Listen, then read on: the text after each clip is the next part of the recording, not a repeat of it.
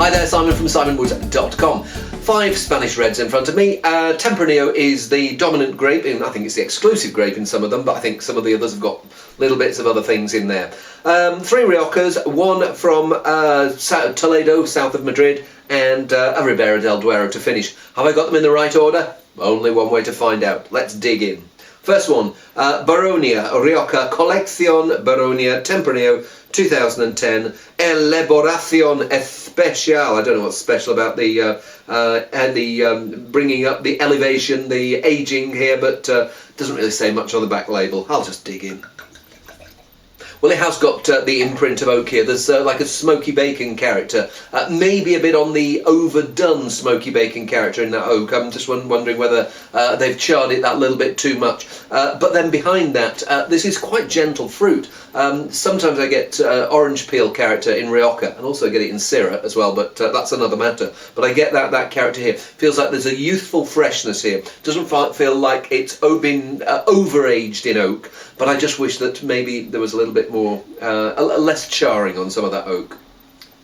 Well, I don't know what the unique winemaking process that they've done here is, but they've actually done quite a nice job of it. I mean, the oak aromas that character, that slightly toasty character, does come in there. But it also feels like they've left the wine in those barrels long enough to soften slightly. It's still quite a young, vigorous wine, 2010, 2 years old, but.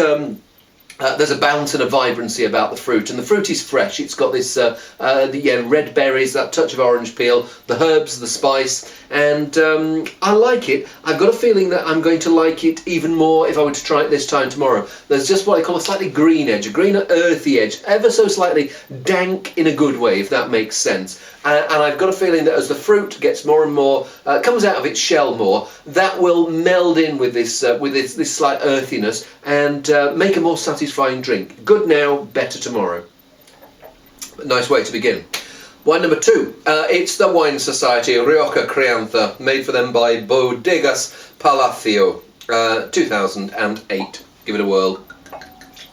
Soft, gentle, mellow, aged character. There's a slight toffee note from the oak aging. It's like the vanilla toffee character. The fruit behind, it's just like it feels like it's just gone relaxed into its bottle, and so I like the freshness of the first one. I like the aged character of this one. I'll see whether I prefer this when I taste it.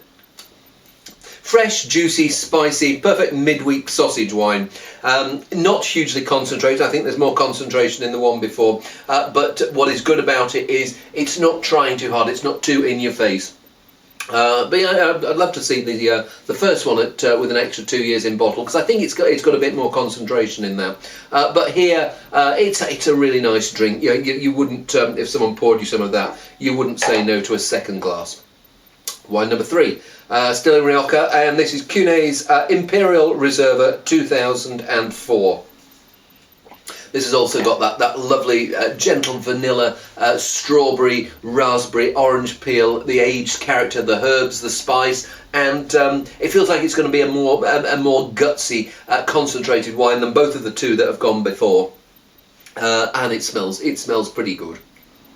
Yeah, lovely, rich, juicy, earthy, aged fleshiness, sweetness of oak, that touch of coconut, but there's still a real vigour to the fruit, and I do like that. I mean, I think that there are wines that will have a bit more fruit concentration than that. Maybe if I've got a problem with it, the finish is just a little bit too dry. But I would very happily dig into a large haunch of. Can you have a haunch of roast lamb? Anyway, I'd like to tuck into something, a big piece of that melt and fall off the bone lamb that you get in parts of Spain. Very tasty. Wine number 4. This is the one from Toledo, Finca Constancia, and it's their Parcela 23.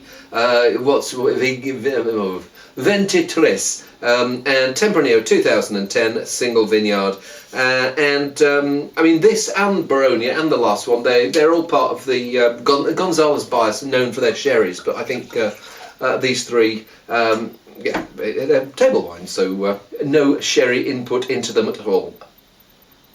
Now this is a much more regular, sweet, fruity wine. Blackcurrant jam. It really is strong blackcurrant, and I don't fresh jam. Does that sound strange? What I don't get here, that I do get in some wines that are jammy, is that baked edge where it feels like the fruit has started to raisin and shrivel up. Here it feels like the fruit is ripe, but it's that cooked ripe fruit rather than cooked shriveled ripe fruit. It smells good. I think it's a bit louder probably than the Riojas, but maybe not as subtle. Just keeps the right side of the medicinal. It is a warm, rich, round, full-blooded wine, and as I was expecting, not too subtle, but can't fault it for its honesty and depth of flavour. Personally, I prefer some of the Riojas, but if you like a certain style of South Australian Shiraz, then you will hoover that up and go bring me more. Let's finish with Ribera del Duero. So this is Mata Romera, Crianza 2008, and same alcohol as the one before, 14.5%. Well, this is a brooding feral beast. Some Ribera del Duero can be a bit too macho for its own good. Here, it feels like it's been made by somebody who's got a more old-fashioned approach to élevage. There is a slight earthiness and dankness about the oak here, and there's also for me a touch of Brettanomyces. But there's this really nice, rounded, rich meatiness in the middle. I'll be interested to find out when I come to taste it whether all those elements of élevage take over from the fruit that was there in the first place, or whether the fruit wins out. Let's have a go. Yeah, I find that savoury Brettanomyces edge, and if you don't know what Brett is, I'll flash up a link and you go and follow that and find out more about it. But a little bit of it adds a bit of savoury interest to a wine, a little bit more, and it starts eating away at the high notes, if you want, in the musical scale of the wine, and adds this dryness to it. So here, the impression that you get is of a slightly dried out, slightly raisiny character coming through. I'm not sure how it's going to progress. Sometimes I find with Bretty wines is that Brett level stays constant, and the wine grows and gets past the Brett, and you suddenly don't notice it. So I will keep an eye on that. But for the moment, that is my criticism of it. I'll be interested to see how it develops. I'm not holding out much hope for it, but I'll be tasting it later with a group of people, and it will be a good thing to be able to show them what the influence of Brett and how it can affect a wine. Favourite of these was the Cuney, I think. So maybe before I go and visit those people, I'll see if I can find some lamb and maybe have a glass or two of that with it. See you soon.